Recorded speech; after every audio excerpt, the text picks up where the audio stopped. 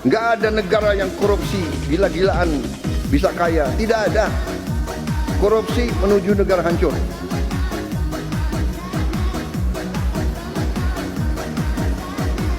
Saya tidak akan mundur menghadapi koruptor.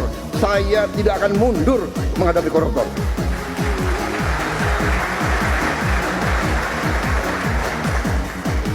Mereka harus mengerti, saya ini siap mati untuk bangsa dan rakyat ini. Saya tidak takut. Mafia manapun saya tidak takut.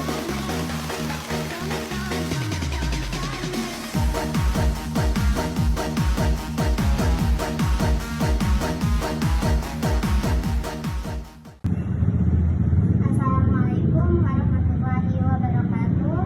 Saya Aida Nurja Salwa dengan NIM 800643262. Di sini saya akan mengerjakan tugas tutorial 3 LKK. Selamat menyaksikan. Oke, di sini upaya menanamkan nilai anti korupsi di kelas SD. Yang pertama, jelaskan dengan cara sederhana. Sampaikan arti korupsi sebagai perbuatan tidak jujur, mengambil hak orang lain, atau tidak bertanggung jawab, serta jelaskan sifat yang baik kepada mereka, kayak seperti jujur, adil, bertanggung jawab, terus bertanggung jawab gitu lewat cerita atau kejadian kita sehari-hari.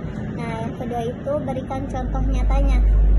Contohnya kayak guru menjadi teladan dengan selalu bersikap jujur, berlaku adil ke semua murid, jangan pilih kasih. Nah, itu contohnya. Terus melaksanakan tugas dengan sungguh-sungguh agar bisa dicontoh sama siswanya. Nah, yang ketiga itu masukkan ke dalam pelajaran, sisipkan nilai kejujuran dan keadilan ke setiap mata pelajaran, misal kayak di PKN,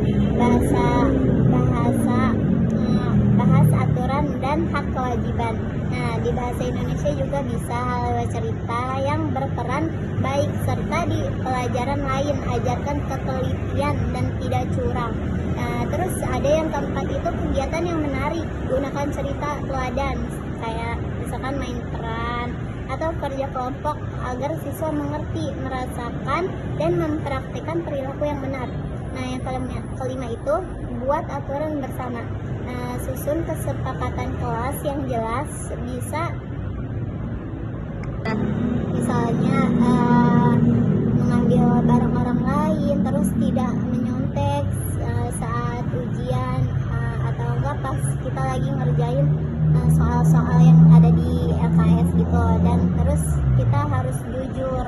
Nah, serta berikan penghargaan bagi yang berbuat baik, kasih reward plus dan bimbingan bagi yang melanggarnya. Nah, yang keenam itu biasakan sehari-hari terapkan sikap jujur, menjaga barang milik orang lain, melaksanakan tugas dengan tanggung jawab, dan berlaku adil dalam setiap kegiatan di kelas. Yang ketujuh, bina dan pantau terus, selalu perhatikan perilaku siswa, berikan nasihatnya, serta bekerja sama dengan orang tua agar kebiasaan baik ini juga diterapkan di rumah. Kenapa saya menerapkan itu semua? Karena pendapat dari saya, alasan dari saya itu yang pertama itu untuk membentuk karakter sejak dini. Nah, sejak dini itu udah dibentuk tuh karakternya. Nah, usia sekolah dasar itu masa paling tepat dan paling mudah bagi anak-anak untuk menerima, memahami, dan menanamkan nilai serta kebiasaan baik. Jika sejak kecil sudah diajarkan dan dibiasakan bersikap jujur, adil, bertanggung jawab, maka sifat dan perilaku tersebut akan tertanam kuat dan menjadi kebiasaan yang terbawa hingga mereka nanti dewasa.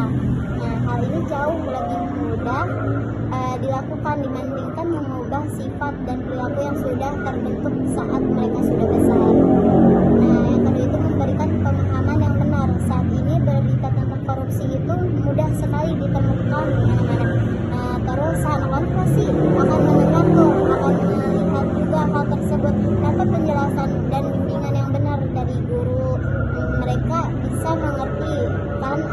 akan menganggap perilaku tersebut adalah hal yang biasa atau boleh dilakukan. Melalui pembelajaran ini, anak jadi paham bahwa korupsi itu perbuatan yang salah, perbuatan yang tidak patut gitu, dicontoh merugikan orang lain juga, terus serta melanggar aturan dan norma yang berlaku saat ini. Nah, yang ketiga itu mencegah perilaku buruk di masa depan. Korupsi tidak terjadi secara tiba-tiba, melainkan bermula dari kebiasaan-kebiasaan kecil yang tidak baik, seperti suka berbohong, mengambil barang yang bukan miliknya, terus tidak mau mengakui kesalahan, atau tidak bertanggung jawab atas tugas sendiri. Nah, dalam menanamkan nilai anti korupsi ini sejak di SD, kita sudah mencegah timbulnya kebiasaan buruk tersebut, sehingga anak-anak terhindar tuh dari perilaku yang merugikan diri sendiri maupun orang lain yang di sekitarnya. Nah, yang keempat itu ada membentuk generasi berintegritas dan bertanggung jawab. Nah, tujuannya itu untuk yang pertama itu pendidikan, utama pendidikan adalah mencetak generasi yang tidak hanya pintar secara pengetahuan, tetapi juga memiliki akhlak dan karakter karakter yang baik.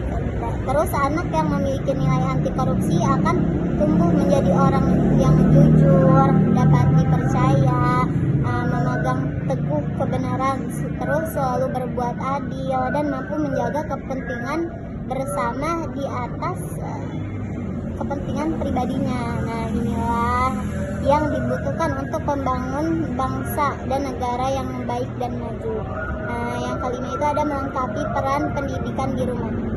Nah, sekolah merupakan tempat kedua setelah keluarga dalam mendidik anak.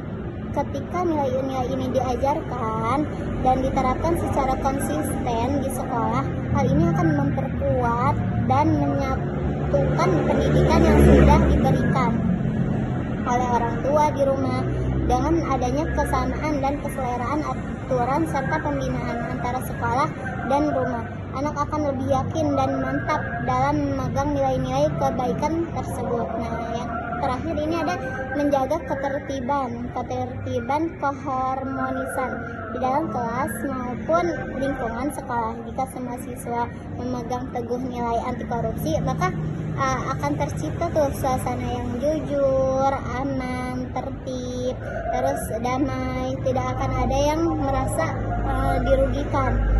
Tidak ada yang merasa dirugikan, tidak ada yang berbuat curang juga. Nah, dan semua itu menghormati serta bekerja sama dengan baik.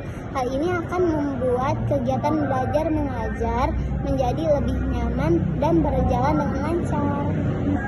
Oke, selanjutnya di sini saya akan menampilkan sebuah video yang berkaitan dengan korupsi yang ada di pemerintahan. Kejaksaan Agung menetapkan mantan Menteri Pendidikan, Kebudayaan, Riset, dan Teknologi Nadiem Anwar Makarim sebagai tersangka kasus dugaan korupsi pengadaan Chromebook dalam program digitalisasi pendidikan tahun 2019-2022. Di sini sebelum saya mengakhiri video tugas ini, saya di sini punya kata-kata untuk korupsi pemerintahannya. Yang dicuri bukan cuma uang, tapi masa depan.